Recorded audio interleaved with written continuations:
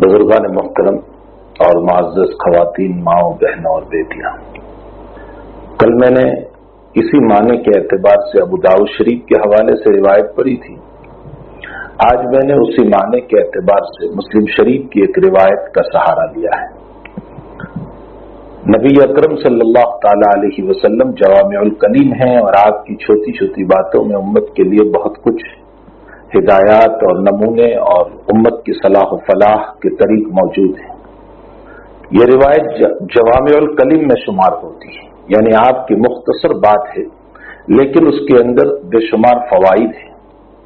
سب سے پہلے آپ نے جملہ ارشاد فرمایا کہ من نفس عن مؤمن قربۃ من الدنیا نفس اللہ عنہ قربۃ من قرب الآخرہ، جو دنیا میں کسی مومن کے اوپر سے مصیبت کو ہٹائے گا، حق تعالی جل شانہ قیامت کی مصیبتوں میں سے ایک مصیبت کو، ایک بے چینی کو اس کے اوپر سے ختم کرے گا۔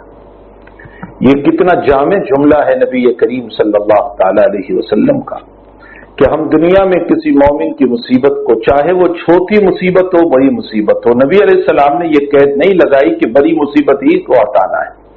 من نفس عن مؤمن قربۃ، یہ قربۃ مطلق ہے، چاہے چھوٹی مصیبت ہو چاہے بڑی مصیبت ہو۔ چھوٹی مصیبت میں آپ لے لیجئے، پیاسا ہے پانی پلا دیا، بھوکا ہے کھانا کھلا دیا، بے چین ہے اس کو محبت کے دو جملے کہہ دیے، پریشان حال تھا اس کی پریشانی میں سکون کے دو کلمات کہہ دیے، یا بیمار تھا ہم نے اس کے علاج و معالجے کے لیے کوئی راستہ نکال دیا۔ یہ سب چھوٹی مصیبت ہے۔ بڑی مصیبت یہ ہے کہ انسان پر بڑے حالات آتے ہیں، جیسے مقروض ہو گیا، اس کے علاوہ کسی نے بے عزتی اور ذلتی کے مسئلوں میں اس کو ذلیل کر دیا اور طرح طرح کے مسائل اس کے خلاف کر لیے۔ یہ ساری باتوں میں من نفس عن مؤمن قربۃ مطلق ہے۔ کسی بھی مومن کی ایک مصیبت کو ہم دنیا میں دفع کریں گے، اس کا تعاون کریں گے، اس کی مدد کریں گے، حق تعالی جل شانہ قیامت کی مصیبتوں میں سے ایک مصیبت ہماری دور کرے گا۔ میں اپنے شیخ حضرت مولانا محمد یونس صاحب جونپوری قدس سرہ شیخ الحدیث مزاحلوم سہارنپور کے ساتھ ایک مرتبہ سفر میں تھا۔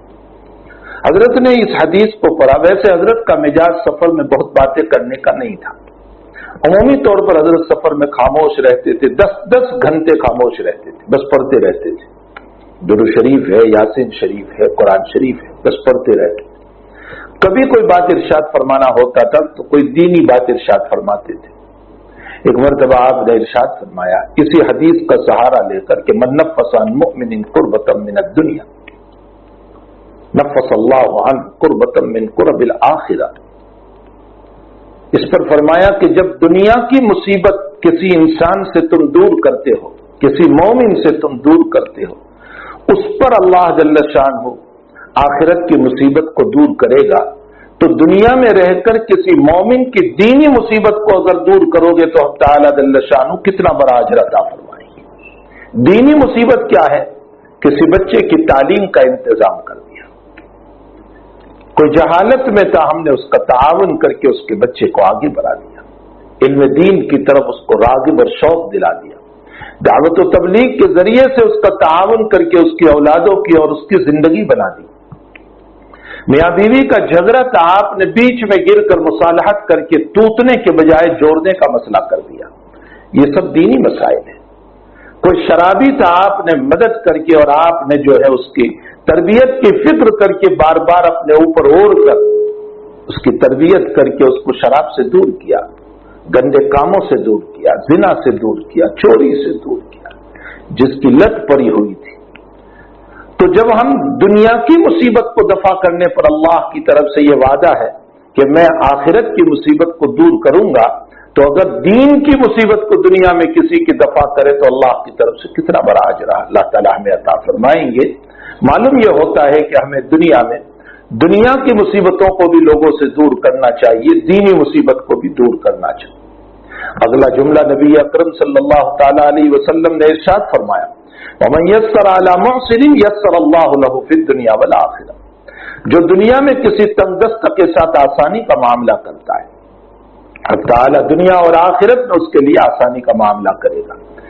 دنیا میں آسانی کا مطلب یہ ہے کہ ایک انسان کے پاس ہمارا قرض باقی تھا، اگرچہ شریعت نے یہ حق دیا ہے کہ آپ اس سے مطالبہ کر سکتے ہیں۔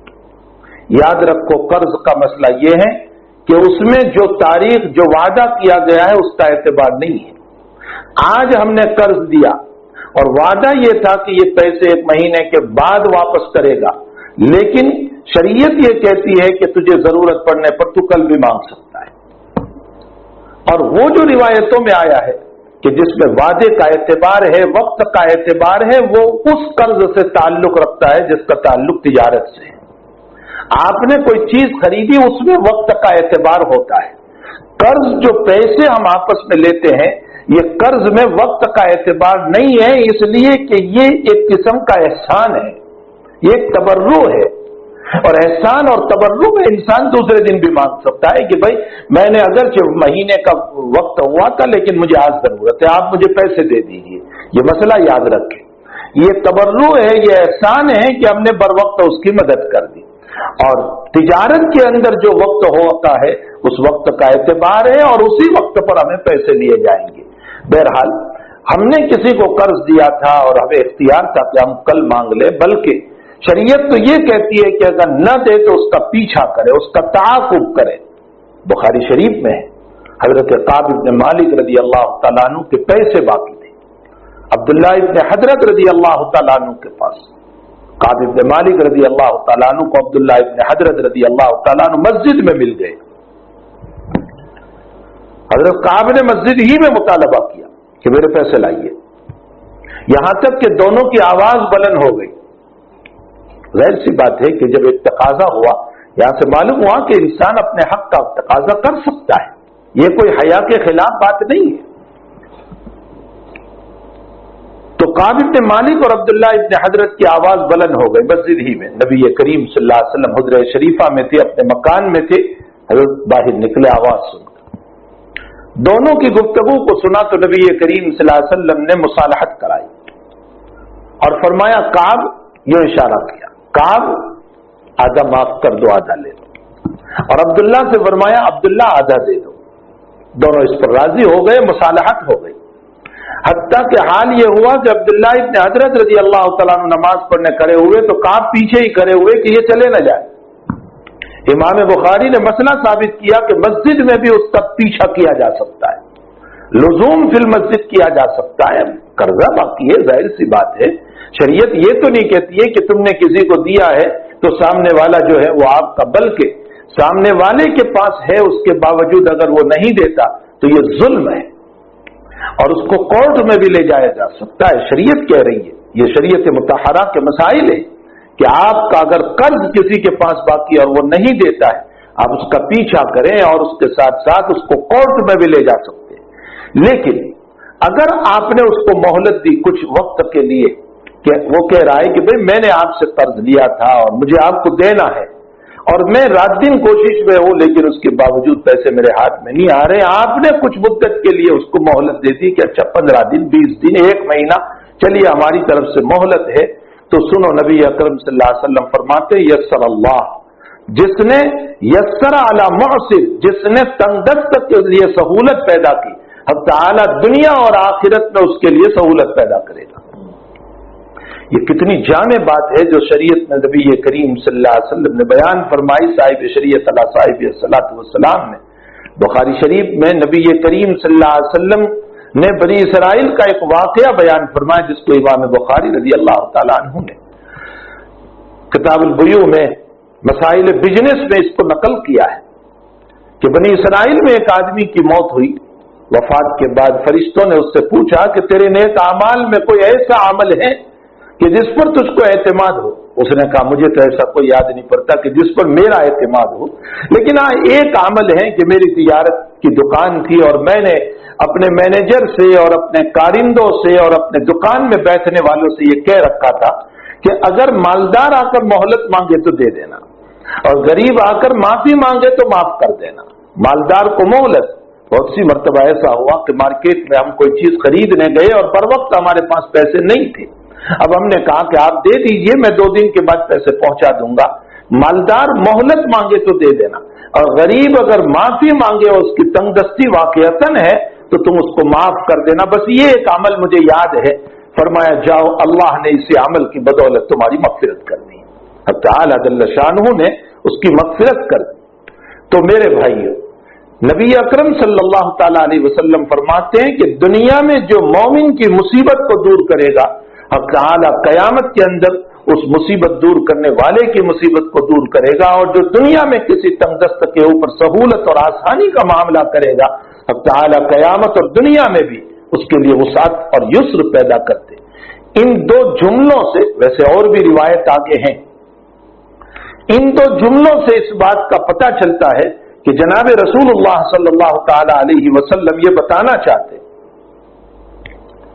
کہ اللہ کی مخلوق کے ساتھ ہمدردی کا معاملہ کرو، اس لیے کہ اس روایت کا تیسرا جملہ اگر دیکھو، من ستر مؤمنا ستر اللہ لہ، اگر آپ نے کسی مومن کی پردہ پوشی کی، آپ کو کسی کا گناہ معلوم ہو گیا، کسی کے اندر کی بات معلوم ہو گئی، آپ کو معلوم ہے، لیکن آپ نے اس پر پردہ ڈالا، فرمایا حق تعالی جل شانہ اس انسان کی زندگی پر پردہ ڈال دے گا۔ بہت بڑی بات ہے، قیامت کے دن جب ہم کھڑے ہوں گے اللہ کے سامنے، اور ہمارے آقا صلی اللہ علیہ وسلم بھی ہوں گے، ہمارے نبی بھی ہوں گے، اور ہمارے اولیاء بھی ہوں گے، اور ہمارے ماں باپ بھی ہوں گے، اور ہماری بیوی بھی ہوگی، اور ہمارے بچے بھی ہوں گے، جن کے سامنے ہم بہت شریف بنتے تھے۔ اپنے بچوں کے سامنے ہم بہت شریف بنتے تھے اور اپنی شرافت بتاتے تھے کہ تیرا باپ تو بڑا شریف ہے، گناہوں سے پاک ہے۔ اپنی بیوی کے سامنے اپنی شرافت بتاتے، اپنے ماں باپ کے سامنے ہم اپنی شرافت بتاتے۔ قیامت کے دن یہ سارے کھڑے ہوں گے، اور وہاں میری اور آپ کی زندگی کے راز کھلے اور گناہ کھلے، اور ایک طرف سے زنا متشکل ہو کر کے آ رہے ہیں، اور ایک طرف سے چوری متشکل ہو کر کے آ رہی ہے، اور ایک طرف سے غیبت اور برائیاں متشکل ہو کر کے انسانی شکلوں میں دوڑ دوڑ کر کے آ رہی ہے، اور اس کے اندر سے بدبو آ رہی ہے۔ تو میرے بھائیوں اور میری بہنوں، آپ انداز لگائیں کہ رب کریم کے دربار میں ہم کھڑے ہوں گے، جناب رسول اللہ صلی اللہ علیہ وسلم موجود ہوں گے، اور ہمارے اولیاء، اقارب، رشتہ دار، ماں باپ، اولاد، بیوی، بچے، شوہر، سارے لوگ موجود ہوں گے، اور ان سب کے بیچ میں ہماری رسوائی ہو اور ہمارا فجیدہ ہو۔ کتنی بدترین بات ہے، اس رسوائی اور فجیتے سے اگر میرے بھائیوں اور میری بہنوں مجھے اور آپ کو بچنا ہے، تو تمہیں اللہ کا واسطہ ہے دنیا میں کسی کے گناہ پر پردہ پوشی کر لو، اللہ قیامت میں ہماری زندگی پر پردہ ڈال دے گا۔ من ستر مؤمنا ستر اللہ لہ، جو مومن کی زندگی پر پردہ ڈالتا ہے، حق تعالی جل شانہ اس کی زندگی پر پردہ ڈال دیتا ہے، اس کے گناہوں پر پردہ ڈال دیتا ہے۔ مجھے بخاری شریف کی اس کی مناسبت سے ایک روایت اور یاد آئی۔ ایک انسان جب گناہ کرتا ہے رات میں، حق تعالی کہتا ہے کہ میں تیری زندگی پر پردہ ڈالتا ہوں، لیکن وہ بندہ اٹھ کر خود گناہ اپنا بیان کرتا ہے دوسروں کے سامنے، یہ دلیری ہے۔ اس وقت اللہ کہتا ہے کہ میں نے تو پردہ ڈالا تھا تیری زندگی پر کہ تیرے اس گناہ سے کوئی واقف نہیں تھا، لیکن تو بہادری کے ساتھ اپنے گناہ کو بیان کرتا جا رہا ہے، میں نے یہ کام کیا، میں نے یہ کام کیا۔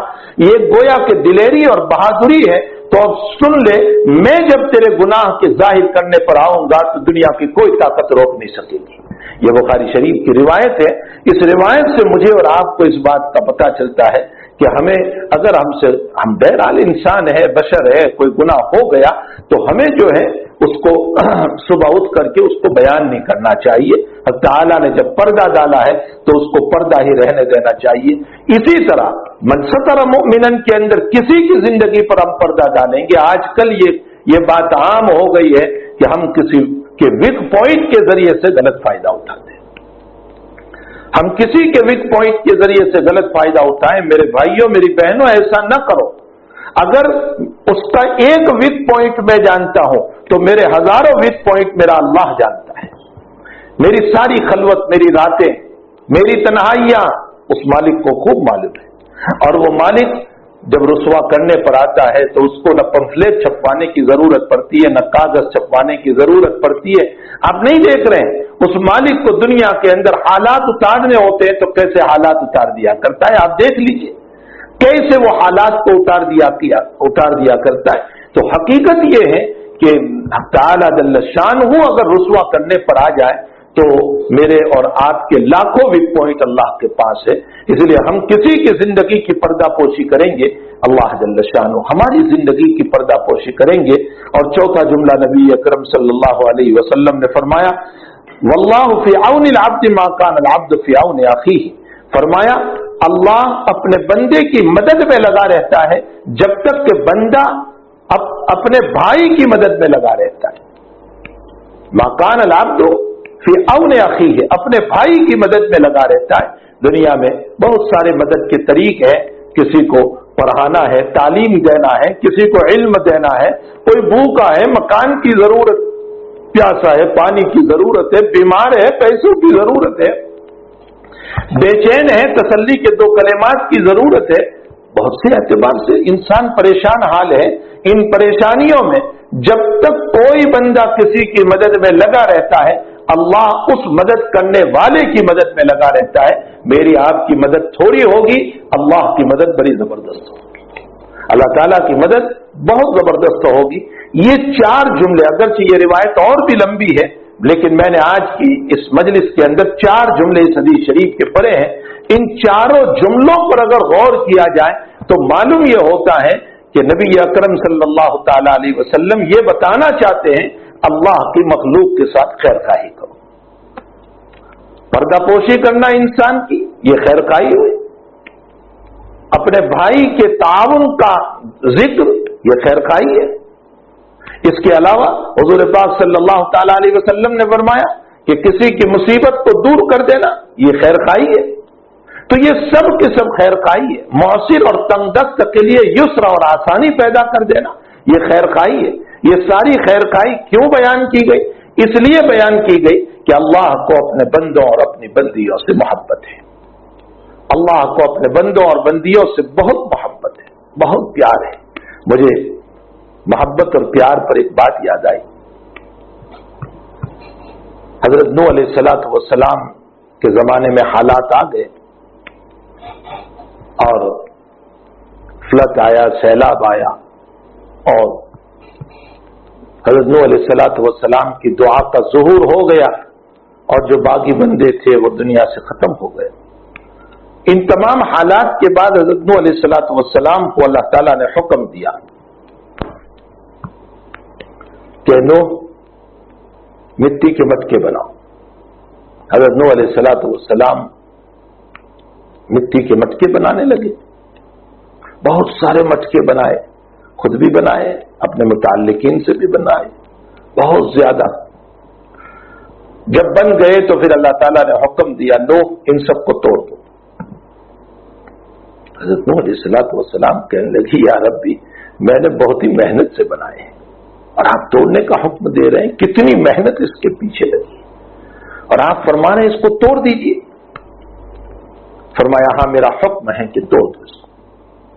बहरहाल रब का हुक्म था, सारे मटके तोड़ दिए। हक़ ताला ने वही भेजी, मेरे नूह, तेरे बनाए हुए हाथों के मटके के तोड़ने पर तुझे झिझक सी महसूस हुई और तू तोड़ने के लिए तैयार नहीं हुआ।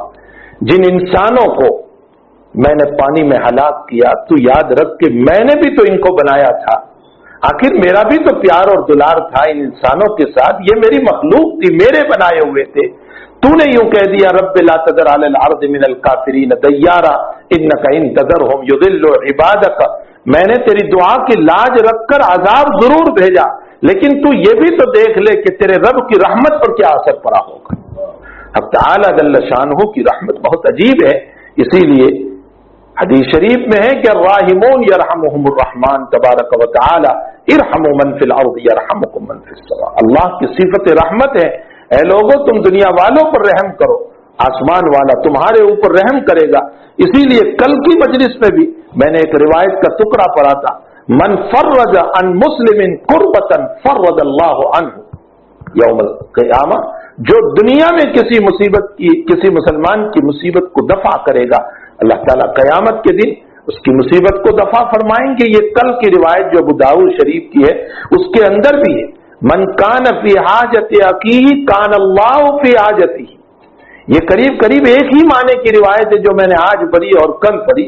जो अपने भाई की जरूरत में लगता है अल्लाह ताला उसकी जरूरत को पूरी करता है। इन तमाम रिवायात से पता चलता है कि अल्लाह ताला को अपने बंदों से, अपनी मखलूक से बहुत प्यार है, बहुत प्यार है, बहुत मोहब्बत है। और क्यों मोहब्बत न होगी जब उसी के कारखाने के हम बने हुए हैं। ये और बात है कि अल्लाह के बागी बंदे बन करके उसकी लानत को हम ले लेते हैं या कयामत में जहन्नम के मुस्तहिक शिर्क और कुफ्र की वजह से हो जाते हैं, वरना अल्लाह को तो बहुत मोहब्बत है। इसीलिए ताला कुरान करीम में फरमाते हैं, मेरे बंदे मैं तुझे अजाब देकर क्या करूंगा। हाँ, कुरान में खुद कह रहा है, मैंने तुझे अजाब के लिए पैदा नहीं किया, जहन्नम पर्दे के लिए पैदा नहीं किया है। अगर तू मेरा शुक्रगुजार बंदा बन जाए, अगर तू मेरा फरमाबरदार बंदा बन जाए। और फिर अल्लाह तो एक ऐसी जात है कि जिसने दुनिया में भेजने के बाद हमारी हिदायत के लिए कोई कमी नहीं छोड़ी, कोई कमी नहीं छोड़ी। दलाइल के एतबार से, नबुव्वत के एतबार से, किताबों के एतबार से और दुनिया के उतार चढ़ाव, नशे को फराज के एतबार से कोई कमी नहीं छोड़ी कि उसने दलाइल पेश नहीं किए हो। अक्ल दी, शऊर दिया, विजदान दिया, उसके बावजूद हम अपने रब की न माने, वरना उसको तो अपने बंदों से बहुत प्यार है, बहुत प्यार है। और दुनिया में तो वो सभी लोगों से प्यार करता है। प्यार का मतलब यह है कि दुनिया में तो वो सारी ही मखलूक को खिलाता पिलाता है। इसीलिए हजरत इब्राहिम अलैहिस्सलाम ने जब यूं फरमाया कि अल्लाह ताला ने जब इब्राहिम को फरमाया इन्नी जाइलुका लिन्नास इमामा, मैं तुम्हें इमाम बनाऊंगा, तो हजरत इब्राहिम ने दुआ फरमाई वमिन दुर्रियती, अल्लाह मेरी नस्ल को भी। तो अल्लाह ने फरमाया ला यनालु अहदिज़ ज़ालिमीन, जो नाफरमान होंगे, जो बागी होंगे, ये मकाम नबुव्वत, मकाम इमामत उनको नहीं मिलता है। ला यनालु अहदिज़ ज़ालिमीन, मालूम होता है कि जो बागी और कुफ्र शिर्क वाले होते हैं उनको ये मकाम नहीं मिला करता है। तो अब इब्राहिम अलैहिस्सलाम जब अगली दुआ कर रहे कि अल्लाह इस शहर के अंदर और इस मक्का के अंदर वर्ज़ुक़ अहलहू मिनस समराती, तो वहां कैद लगा दी मन आमना। ये कैद इसीलिए लगाई कि ऊपर अल्लाह कैद लगा चुका है इमामत के बाब में, हिदायत नबुव्वत के बाब में, कि मैं उन्हीं को नबी और इमाम बनाऊंगा जो जालिम ना हो, जो बागी ना हो, मैं उन्हीं को ये मकाम दूंगा। हरे गहरे को ये नहीं मिला करता है। तो हज़रत इब्राहिम समझ गए कि फिर कुफ्र और शिर्क का मसला बहुत तेरा है, इसलिए आगे खुद ही ये कैद लगा दी, ए अल्लाह वर्ज़ुक़ अहलहू मिनस समरात, ए अल्लाह तो उनको रिज़्क़ अता फरमा मन आमना, जो ईमान वाले हैं उन्हीं को रिज़्क़ दे। तो अल्लाह ने फरमाया इब्राहिम रिज़्क़ के बाब में ये कैद न लगाओ, वो मन कफर। रिज़्क़ का मसला तो ऐसा है कि मैं काफिरों को भी दूंगा। हाँ, इसके अंदर ये मसला नहीं होगा कि रिज़्क़ मोमिन को मिले और काफिर को न मिले, मोमिन को भी मिलेगा, काफिर को भी मिलेगा। फ़उमत्तिउहु क़लीलन सुम्मा अज़्तरुहु इला अज़ाबिन नार। दुनिया के मसाइल तो अपनी जगह रहेंगे, मैं बहैसियत दुनिया अपनी मखलूक को, चाहे वो मेरे बागी है, मैं उनको रिज़्क़ अता करूंगा। तो बहरहाल हक़ तआला जल्ल शानुहु को अपने बंदों से बहुत मोहब्बत और प्यार है, और क्यों न हो, उसी के बनाए हुए है। लैला और मजनू का वाक़या कौन नहीं जानता, दुनिया जानती है। अमुर्रु अला दियार दियार लैला मुक़ब्बिलु ज़ल जिदार व ज़ल जिदारा। लैला के मजनू के हाल में लिखा है कि मैं जब गुजरता हूं लैला की गलियों से, तो हर पत्थर को, हर मकान को बोसा देता हुआ चलता हूं, और ये सोचता हुआ चलता हूं कि वमा हुब्बुद दियार शगफ़ क़ल्बी वलाकिन हुब्ब मन सकनत दियारा। मुझे मालूम है कि ये मकान जो है मुझे इससे मोहब्बत नहीं है, वलाकिन हुब्ब मन सकनत दियारा, लेकिन मुझे मोहब्बत उससे है जो इसमें रहने वाली है। यानी लैला से मुझको मोहब्बत है, उस निस्बत पर मैं मकान को भी बोसा देता हूं। काबतुल्लाह की निस्बत अल्लाह के साथ है, इसलिए हम हज़रत अस्वद को बोसा देते हैं, क्योंकि उसकी निस्बत अल्लाह के साथ है। तो मखलूक की निस्बत भी अल्लाह की तरफ है, इस निस्बत पर हमें मखलूक का ताउन करना चाहिए। इस निस्बत पर अल्लाह ताला की मखलूक के साथ उसने सलूक का मामला करना चाहिए, ये सोचकर कि मखलूक का ताल्लुक अल्लाह के साथ है, और अल खल्क़ इयालुल्लाह है, ये अल्लाह का परिवार है, और ये अल्लाह का कुंबा है, अल्लाह का कबीला है। और जब मेरे कबीले से, मेरे कुंबे से, मेरे खानदान के फर्द से अगर कोई हुस्न सलूक का मामला करता है, تو मुझे खुशी होती है। तो अल्लाह के परिवार से, उसके कुंबे से, उसके खानदान से अगर कोई हुस्न सलूक का मामला करता है तो ताला भी यकीनन खुश होता है, और जब वो खुश होता है तो फिर इस सूरत में अता भी करता है। इसीलिए अल्लामा रूबी रहमतुल्लाह अलैह ने मारिफ मसनवी में एक जगह फरमाया, न तस्बीह हो न सज्जादा, न तस्बीह हो न सज्जादा, न तसव्वुफ ईस, तस्बीह और सज्जादा और मुसल्ला वगैरह ये कोई तसव्वुफ नहीं है। फरमाया तसव्वुफ खल्क़े खुदा, तसव्वुफ असल अल्लाह की मखलूक की खिदमत है। अल्लाह की मखलूक की अगर खिदमत है तो इस सूरत में थोड़ी सी तस्बीह के बावजूद वो मकाम तसव्वुफ पर है, और अगर लंबी लंबी तस्बीहात है और सारे दिन मुसल्ले पर बैठा रहता है लेकिन बखीली है और अल्लाह की मखलूक के साथ उसने सलूक का मामला नहीं है, न माफ करना, न दरगुजर करना, न ताउन करना, न मदद करना, कोई मसला ही हमारे दिल में नहीं है, तो जाहिर सी बात है कि मेरा मुसल्ला और मेरी तस्बीह ये तसव्वुफ नहीं हो सकता है। खल्क़े खुदा असल तसव्वुफ है।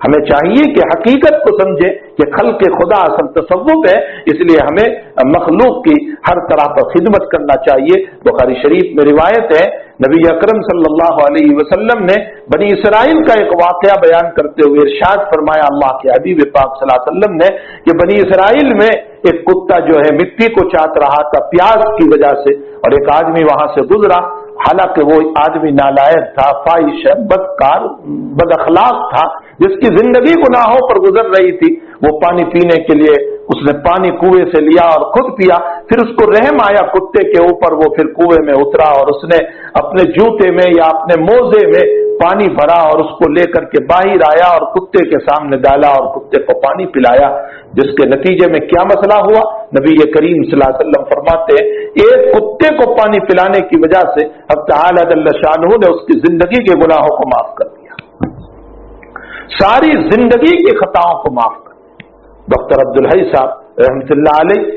के हवाले से मौलाना तकी साहब उस्मानी ने और डॉक्टर साहब ने हज़रत थानवी रहमतुल्लाह अलैह के हवाले से एक वाकया बार बार नकल फरमाया, किसी मुहद्दिस के बाब में या किसी बुजुर्ग के बाब में फरमाया कि उनकी वफात हुई और वफात के बाद अब तआला जल्ल शानहू ने उनकी मग़फ़िरत फरमा दी, और ख्वाब में किसी ने उनको देखा और पूछा कि हजरत क्या मसला हुआ आपके साथ। फरमाया मैं दरबार रब में हाजिर हुआ तो मसला ये हुआ कि मेरे दिल में ये ख्याल था कि मैंने हदीस की बड़ी खिदमत की है और मैं बहुत इबादत गुजार, और मैंने ये भी इबादत की है और ये भी इबादत की है और तहज्जुद भी खूब पढ़ी है और फला काम भी बहुत की है। इन सब के ऊपर मेरे दिल में ये था कि इन इबादतों पर, इन हदीस के पढ़ने पर, आने पर, इन तदरीस के ऊपर यकीनन अल्लाह करे कि इंशाअल्लाह ताला मेरी मग़फ़िरत हो जाएगी। मैं ये सोच रहा था कि इतने में अल्लाह के मुनादी ने मुझको कहा कि अल्लाह ने तेरी मग़फ़िरत कर दी, लेकिन तू सुन ले किस अमल की बुनियाद पर मग़फ़िरत की। फरमाया इस अमल की बुनियाद पर कि तू एक मर्तबा हदीस शरीफ लिख रहा था और उस जमाने में कलम दवात चलते थे और कलम जो होता था वो लकड़ी का होता था जिसको छील करके लिखा करते थे। तो कहा तूने कलम दवात के अंदर रोशनाई में भिगोया और यूं उठाया लिखने के लिए, और लिखने जा रहा था कि एक मक्खी आकर के बैठ गई और तेरे दिल में ये ख्याल सा गुजरा कि अच्छा ये गरीब प्यासी होगी इसीलिए पीने के लिए बैठी है, चलो इसको पी लेने दो। जब तक मक्खी उड़ी नहीं, तूने हदीस लिखने को शुरू नहीं किया, तूने मेरी एक छोटी सी मखलूक पर रहम किया, इसी की बदौलत तुझे माफ कर देता। हजरत मसीहुल उम्मत रहमतुल्लाह अलैह इस आजिज़ ने बार बार हजरत की खिदमत में हाजिरी का अल्लाह ताला ने मौका दिया। अक्सर जुमा को हम हजरत की मजलिस में जाते थे, जब सहारनपुर की हमारी तालिब इल्मी का जमाना था, और हजरत की खिदमत में हम हाजिर होते थे, दुआओं का एहतमाम करवाते थे हजरत से और दुआओं की दरख्वास्त करते थे। अजीब व गरीब शख्सियत और बुजुर्ग थे मसीहुल उम्मत हजरत मौलाना मसीहुल्लाह खां साहब रहमतुल्लाह ताला अलैह। हजरत के बाप में एक वाकया लिखा है किताबों में कि हजरत का हाल ये है कि किसी चीज को हजरत मारते नहीं थे, चाहे वो मच्छर ही क्यों ना। फरमाते थे मेरा जी नहीं चाहता। एक मर्तबा आपके पांव में कुछ फोड़ा सा निकल आया और वो पक गया और उसमें से जैसे कुछ पीप वगैरह निकलता हो, पत्ती लगी हुई थी और मक्खियां आकर के बैठती थी और हजरत कुछ लिख रहे थे। आप एक भी मक्खी को उड़ा नहीं रहे, हालांकि 4-5 मक्खियां उस पर बैठी हुई थी। हालांकि मक्खियों के बैठने से जब वो वहां जहां درد ہوتا ہے, چبھن ہوتی ہے, تکلیف ہوتی ہے, لیکن حضرت نہیں اڑا رہے. اتنے میں خادم آ گیا اور خادم نے اڑا دیا. فرمایا تم عجیب بے وقوف ہو, اللہ نے اس کو یہاں بٹھایا تھا, تم نے اٹھا دیا اس کو. یہ اپنا کام کر رہی تھی, میں اپنا کام کر رہا ہوں. آپ انداز لگائیں, ہمارے اکابر کی زندگی کو دیکھیں, انہوں نے روایتوں پر کیسے عمل کیا. اور آج میری اور آپ کی زندگی سے جانور تو درکنار, انسانوں کو تکلیف پہنچ رہی. ہم نفع بخش نہیں بنتے, نقصان پہنچانے والے بن رہے ہیں. تو اللہ کو اپنی مخلوق سے بہت پیار ہے, اس لیے جو اس کی مخلوق سے ہمدردی کرتا ہے اللہ اس کے ساتھ ہمدردی کرتا ہے, اس کی مصیبت کو دور کرتا ہے, اس کے عیب کو چھپا دیتا ہے. اسی لیے بخاری شریف میں ایک واقعہ ہے کہ نبی اکرم صلی اللہ علیہ وسلم فرماتے ہیں کہ میں جب معراج میں گیا تو میں نے دیکھا کہ ایک عورت کو بلی نوچ رہی ہے, مار رہی ہے اس کو. جہنم کے اندر ایک بلی جو ہے وہ اس کو نوچ اور مار رہی ہے. تو میں نے جبریل سے پوچھا کہ یہ کیا مسئلہ ہے, بلی مار رہی ہے اس کو. کہا اس عورت نے بلی کو پالا تھا, لیکن اس کو باندھ کر رکھی تھی, نہ کھانا دیتی تھی اور نہ چھوڑتی تھی تاکہ کسی جگہ جا کر کھا لے.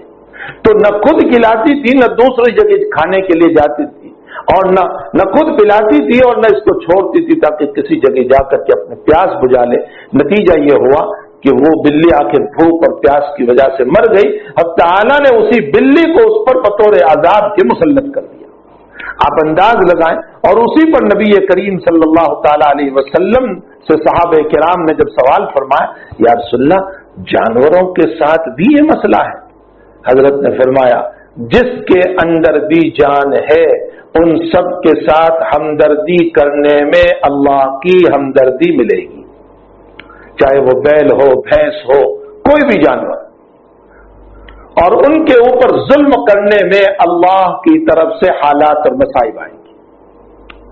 حتیٰ کہ علماء نے مسئلہ لکھا کہ اگر موذی جانور مثلا سانپ بھی پیاسا ہے اور تمہیں ایسا لگ رہا ہے کہ یہ انتہائی پیاس کی وجہ سے بالکل اس طرح مرنے کے قریب ہو چکا ہے, کہ آپ دور سے اس کو پانی رکھ دو, پانی پلا دو, چاہے بعد میں وہ تازہ دم جب ہو جائیں تو پھر مار دو, کوئی حرج نہیں, لیکن پہلے اس کو پانی پلا دو. علماء لکھتے ہیں کہ دونوں حدیثوں پر عمل ہو جائے گا, مخلوق کے ساتھ حسن سلوک پر بھی اور دوسری طرف موذی جانور کے مارنے کا نبی کریم صلی اللہ علیہ وسلم نے فرمایا ہے. دونوں ہی کے اوپر عمل ہو جائے گا, لیکن پانی پہلے اس کو بھی پلا دو. اس سے یہ معلوم ہوتا ہے کہ اللہ تعالیٰ کی جب ان مخلوق کے ساتھ کا یہ معاملہ ہے تو بھلا انسانوں کے ساتھ ہمدردی کرنا اور ان کے مصائب کو دور کرنا اور ان کے حالات کو دور کرنا اور ان کی زندگیوں میں کام آنا, یہ کتنی بڑی چیز ہے. اسی لیے جناب رسول اللہ صلی اللہ تعالی علیہ وسلم نے معافی کے حالات تو ایسے اپنی امت کو تعلیم دی ہے کہ شاید زندگی میں ہم کبھی ان روایتوں پر عمل بھی نہیں کر سکتے. جو مکہ والے جنہوں نے آپ کو جلا وطن کیا, آپ کو نکالا, آپ کے قتل کی سازش کی, آپ کے خلاف کیا کیا مسائل کھڑے کیے اور آپ کو گالیاں دی, آپ کو مجنون کہا, آپ کو ساحر کہا, آپ کو پاگل کہا, جو کچھ ہو سکتا تھا وہ سب کہا, لیکن جب مکہ پر اسلام کا پرچم لہرایا اور جب نبی اکرم صلی اللہ تعالی علیہ وسلم فاتحانہ شان سے داخل ہوئے تو حضرت نے سیدھا سا جملہ, حالانکہ سعد رضی اللہ تعالیٰ عنہ, سعد بن عبادہ رضی اللہ تعالیٰ عنہ نے جب مکہ میں داخل ہوئے تو ایک جملہ کہہ دیا تھا, یوم یوم الملحمہ, لحم گوشت یعنی کاٹنے کا دن ہے, قتل کا دن ہے. حضرت نے اسی جملے کو بدل دیا. حالانکہ جس وقت یہ جملہ ابو سفیان نے سنا تو ابو سفیان فوراً کہنے لگے, حبذا یوم الزمان, بہت اچھا دن ہے مارنے کا ہمیں, یعنی اب تمہارا قابو ہے. حضرت کی جب جماعت پیچھے سے آئی تو ابو سفیان نے یہ جملہ نقل کیا کہ تمہارے ایک ساتھی نے اس طرح کی بات کہی. حضرت نے فرمایا غلط ہے, الیوم یوم المرحمہ, ملحمہ بدل دیا مرحمہ, آج تو رحمت کا دن ہے, معافی کا دن ہے. کس نے کہا کہ یہاں جنگ ہوگی؟ کچھ نہیں. اور پھر آپ نے فرمایا میں وہی جملے دہراتا ہوں جو میرے بھائی یوسف نے کہے تھے, لا تثریب علیکم اليوم, تم پر کوئی فقر دکر نہیں ہوگی, یغفر اللہ لنا ولکم, اللہ تمہاری ہماری مغفرت فرمائے. وہی جملے میں دہراتا ہوں. یہ سینہ اور یہ طریق تو شاید زندگی میں ہم سے ہو بھی نہیں پائے جو نبی اکرم صلی اللہ تعالی علیہ وسلم نے اپنے دشمنوں کے ساتھ کیے. اور طائف کا واقعہ کون نہیں جانتا ہے، ساری دنیا جانتی۔ جنید بغدادی رحمت اللہ علیہ کے بعد میں لکھا ہے کہ حضرت ایک مرتبہ سمندر کے کنارے پر تیر رہے تھے اور ایک کشتی وہاں سے چلی جس میں جوان تھے اور وہ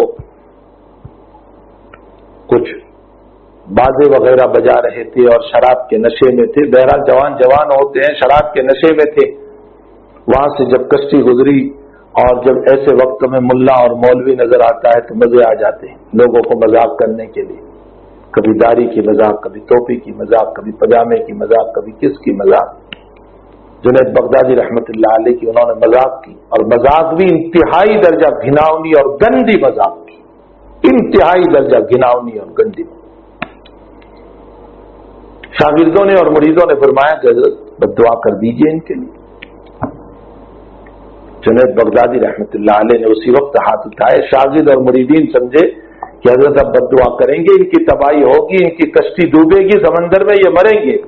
حضرت نے فرمایا میں دعا کرتا ہوں تم آمین کہو۔ حضرت نے فرمایا اللہ تو نے دنیا میں ان کو خوش رکھا ہے، تو ان کو ہدایت دے دے تاکہ آخرت میں بھی یہ خوش و خرم رہے۔ بد دعا نہیں فرمائی، ہدایت کی دعا فرمائی کہ اللہ ان کو ہدایت دے دے تاکہ یہ آخرت میں بھی خوش و خرم رہے۔ یہ سنت ہے جناب رسول اللہ صلی اللہ تعالی علیہ وسلم کی۔ ہاں یہ ضرور ہے کہ گناہ اچھی چیز نہیں ہے، لیکن گناہ سے نفرت ہو، گنہگار سے نفرت ہو۔ ہم گنہگار سے نفرت کریں، گناہ سے نفرت ضرور کریں، یہ بدترین اعمال ہے، اس سے نفرت ہونی چاہیے، لیکن گناہ سے، گنہگار سے نفرت نہ ہو۔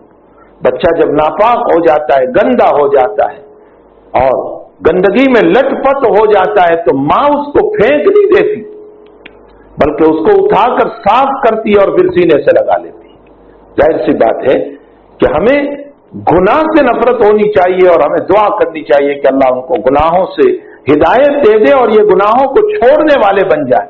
باقی گنہگاروں سے نفرت کرو گے تو نتیجہ یہ نکلے گا کہ وہ گناہوں میں دلیر بنتے جائیں گے اور ہمارے اور ان کے درمیان ایک کھائی پیدا ہو جائے گی، ایک جو ہے جدائی پیدا ہو جائے گی، جس کا نتیجہ یہ ہوگا کہ ان کو پھر بزرگوں کے پاس، اللہ والوں کے پاس، نیک لوگوں کی صحبت میں آنے سے بھی حیا آئے گی۔ تو ان کی تربیت کون کرے گا؟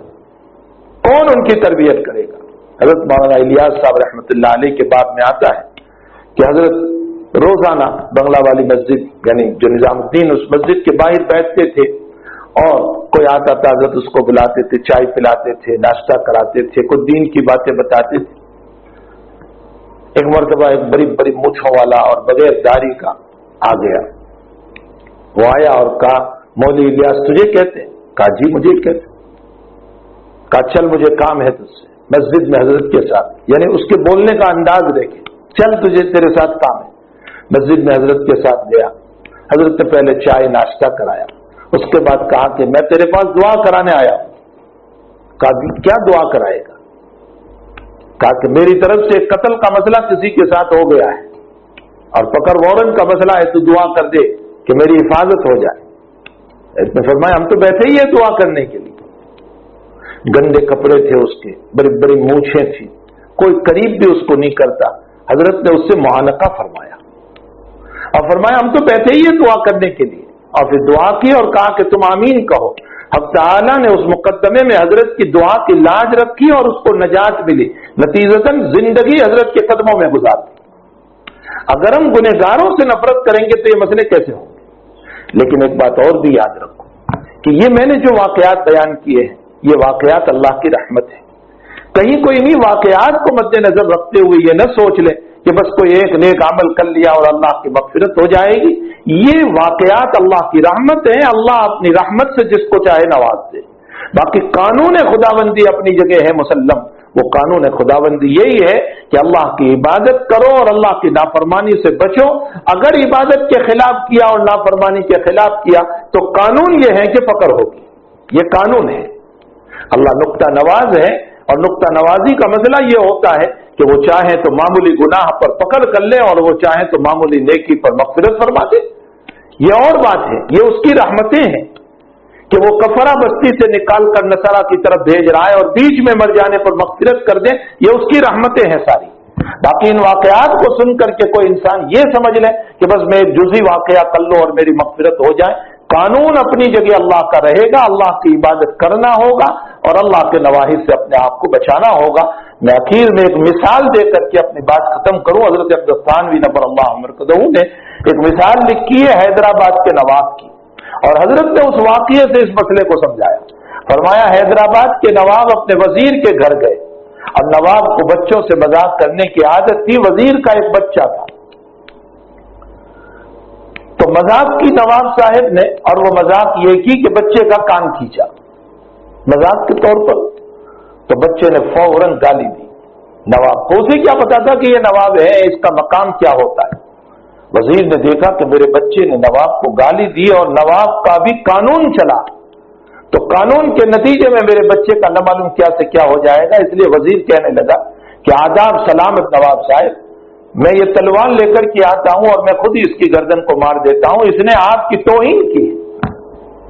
یعنی بادشاہ کوئی بات کہے اس سے پہلے وزیر نے ایک بات کہہ دی, تو نواب نے کہا کہ نہیں یہ تو بچہ ہے, یہ جو ہے اس نے بچپنے میں حرکت کی ہے, اس لیے آپ کو کچھ کرنے کی ضرورت نہیں ہے. لیکن مجھے یہ ضرور معلوم ہوا, نواب کہہ رہے ہیں کہ یہ ذہین ہے, اس کے کان پکڑنے سے اس کا گالی دینا یہ اس بات کی دلیل ہے کہ یہ خوددار بنے گا اور کسی کے بوجھ کو برداشت نہیں کرے گا, اور یہ کسی کے سامنے جھکے گا نہیں.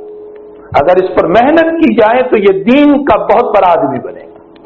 اور نواب صاحب نے کہا اس کا وظیفہ متعین کرو, اور اس وظیفے کو اس زمانے میں نام رکھا گیا جو خاص طور پر اس بچے کو دیا جاتا تھا اور بہت دیر تک دیتے رہے, وظیفہ دشنام, گالی کا وظیفہ. اب یاد رکھیں یہ ایک بادشاہ کی رحمت ہوئی, تو ہر کوئی بادشاہ کو گالی دے دے تو کیا بادشاہ اس کو معاف کر دے گا؟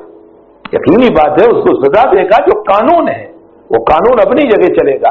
حضرت تھانوی رحمۃ اللہ علیہ اس واقعے کو نقل کرنے کے بعد فرماتے ہیں کہ تعالیٰ جل شانہ کی رحمتیں اور چیز ہے, وہ چاہیں تو معمولی گناہ پر جہنم میں ڈال دے اور معمولی نیکی پر اللہ تعالیٰ جنت میں ڈال دے, لیکن قانون اپنی جگہ مسلم رہیں گے. اور وہ قانون یہ ہے کہ عبادات اور فرائض خداوندی کو ادا کرنا ہوگا اور نواہی ربانی کو اور اللہ کے منع کردہ امور سے اپنے آپ کو بچانا ہوگا. بہرحال آج کی ان باتوں سے یہ معلوم ہوتا ہے کہ اللہ کو اپنی مخلوق سے پیار ہے, اسی لیے اس نے فرمایا کہ جو مومن کی مصیبت کو دور کرے گا اللہ اس کی مصیبت کو دور کرے گا, جو تنگ دست کے اوپر سہولت کرے گا اللہ اس کے لیے سہولتیں پیدا کرے گا, اور جو دنیا کے اندر لوگوں کی ضرورت کو پورا کرے گا اللہ اس کی ضرورت کو پورا کرے گا. اللہ جل شانہ ہمارے آقا محمد رسول اللہ صلی اللہ تعالی علیہ وسلم کی ان مبارک باتوں پر ہم سب کو عمل کی توفیق عطا فرمائے. وصلی اللہ علی نبی الکریم برحمتک یا ارحم الراحمین. ایک بچی جو ہے 3 بچوں کی ماں ہے, لیسٹر کے اندر ساجدہ نام ہے, بیچاری بہت دنوں سے ہاسپٹل میں ہے اور ان کے والدین بھی پریشان ہیں, رو رہے ہیں, خوب صدقہ بھی کر رہے ہیں, دعائیں بھی ہو رہی ہے. انہوں نے دعاؤں کی گزارش اس سے پہلے بھی کی تھی, پھر دعاؤں کی گزارش کی ہے. اللہ تعالیٰ اس بچی کو عمر میں برکت عطا فرمائے, شفا و صحت عطا فرمائے. ظاہر سی باتیں چھوٹے چھوٹے بچے ہیں, معصوم بچے ہیں جو اپنی ماں کو دیکھنے کے لیے تڑپتے ہیں اور ان بیماریوں میں پھر کسی کو دیکھنے بھی نہیں جانے دیتے. یہ ایک بہت بڑا مسئلہ ہے. وہ معصوم بچے اپنی ماں کو دیکھنے کے لیے تڑپتے ہوں گے. دعا فرمائے کہ اللہ تعالیٰ اس بچی کو شفائے دائمہ مستمرہ عطا فرمائے, لیسٹر کے اندر ہے, عافیت و صحت عطا فرمائے. اور ہمارے خاص تعلق رکھنے والے, بہت چاہنے والے, محبت کرنے والے ہمارے حاجی آدم چینا صاحب جو کینیڈا میں ہیں, انہوں نے اپنے حاجات و ضرورت اور صحت اور شفا کے لیے خاص دعا کی درخواست کی ہے. اللہ تعالیٰ ان کو شفائے دائمہ مستمرہ, ان کو ان کے گھر والوں کو عطا فرمائے, عافیت و صحت عطا فرمائے, ان کے کاروبار میں خوب خوب برکتیں عطا فرمائے اور تادم حیات ایمان پر قائم دائم رکھے. اور اللہ تعالیٰ ہم سب کو بھی صحت, عافیت, شفا کے ساتھ رکھے. اور اللہ تعالیٰ ہمارے اندر بھی جو بیمار ہیں سب کو شفائے دائمہ مستمرہ عطا فرمائے. وصلی اللہ علی نبی الکریم برحمتک یا ارحم